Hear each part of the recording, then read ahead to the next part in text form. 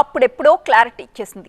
అప్పటి వరకు ఆగాల్సిందే అని తేల్చింది కూడా. కనీసం కోర్టులో అయినా దీనిపై మరొక రకమైన తీర్పు వస్తుందేమో అనుకుంటే సుప్రీంకోర్టు కూడా కేంద్రం తరహాలోనే తీర్పిచ్చి రాజకీయ పార్టీలు నేతలకు నిరాశనే మిగిల్చింది. తెలుగు రాష్ట్రాల్లోని పార్టీలకు నేతలకు మరోసారి నిరాశ ఎదురైంది. తెలుగు రాష్ట్రాల్లో నియోజకవర్గాల డీలిమిటేషన్ కోసం వేసిన పిటిషన్ను సుప్రీంకోర్టు కొట్టివేసింది. పునర్విభజన చట్టం ప్రకారం అసెంబ్లీ సీట్లు పెంచాలని సుప్రీంకోర్టును ప్రొఫెసర్ పురుషోత్తం రెడ్డి ఆశ్రయించారు. ఆంధ్రప్రదేశ్ పునర్వ్యవస్థీకరణ చట్టంలోని సెక్షన్ 26 ప్రకారం నియోజకవర్గాల సంఖ్య పెంచే విధంగా ఆదేశాలివ్వాలని న్యాయస్థానాన్ని కోరారు.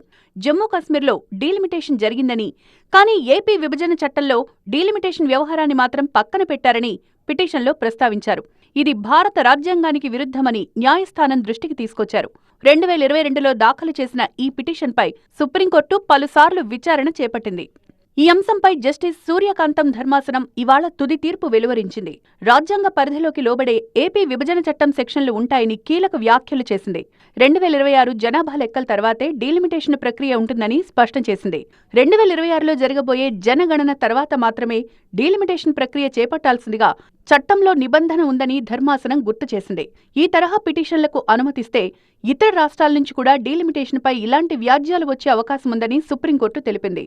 రాష్ట్రాల్లో డీలిమిటేషన్ నిబంధనలు కేంద్రపాలిత ప్రాంతాలతో పోల్చితే వేర్వేరుగా ఉంటాయని న్యాయస్థానం స్పష్టం చేసింది. జమ్మూ కాశ్మీర్కు ప్రత్యేక ప్రాధాన్యమిచ్చారన్న వాదనను ధర్మాసనం తోసిపుచ్చింది.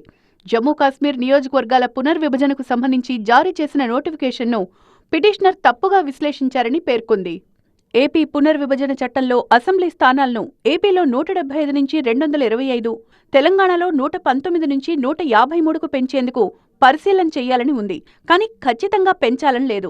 గతంలో నియోజకవర్గాల పునర్విభజన చేసినప్పుడు 2026 వరకు అసెంబ్లీ సీట్లలో మార్పులు చేర్పులు చేయకుండా సీలింగ్ పెట్టారు.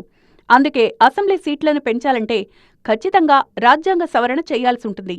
శాసనసభ స్థానాలు పెంచాలంటే ఆర్టికల్ 173ను సవరించాలని, అందుకే అసెంబ్లీ సీట్ల పెంపు ప్రక్రియ 2026 వరకు సాధ్యం కాదని కేంద్రం గతంలోనే పార్లమెంట్లో చెప్పింది. 2026 తర్వాతే ప్రచురించే జనాభా లెక్కల ఆధారంగానే నియోజకవర్గాల పునర్విభజన ఉంటుందని పేర్కొంది. లేటెస్ట్గా సుప్రీంకోర్టు కూడా ఇదే విషయాన్ని చెప్పడంతో ఇక తెలుగు రాష్ట్రాల్లో అసెంబ్లీ సీట్ల పెంపు ఇప్పట్లో ఉండదనే అంశంపై దాదాపుగా క్లారిటీ వచ్చినట్లయింది.